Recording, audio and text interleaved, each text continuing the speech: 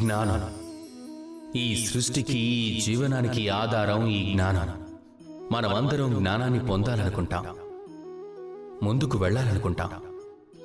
ఎందుకంటే మనం లక్ష్యాన్ని సాధించాలన్నా, మార్గాన్ని వెతకాలి అన్నా, లేదా ఏ పని చేయాలన్నా ఈ జ్ఞానం మనకి సహాయం చేస్తుంది. ఈ జ్ఞానం మనకి ఎంతో అవసరం.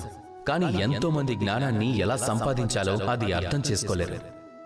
ఈ జ్ఞానాన్ని పెంచుకోవటానికి ఏ పనులు చేయాలో, ఎలా ఆలోచించాలో వాటి పద్ధతులు తెలియదు, విధానాలు తెలియదు. వారి జీవితంలో జ్ఞానం రాలేదంటే ఎంతో బాధపడతారు. ఇందులో బాధపడాల్సిన అవసరం ఏమీ లేదు. మీ జీవితంలో జ్ఞానం పొందాలి అంటే ఇందులో సిగ్గుపడాల్సిన విషయమేమీ లేదు.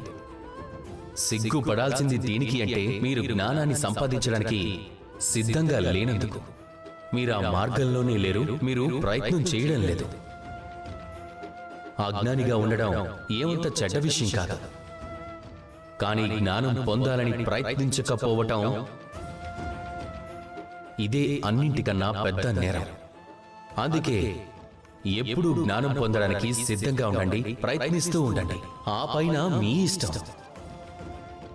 మీరు అజ్ఞాని నుండి జ్ఞానిగా అవ్వాలనుకుంటున్నారా, లేదా జ్ఞాని నుండి మళ్ళీ అజ్ఞానిగా మారాలనుకుంటున్నారా?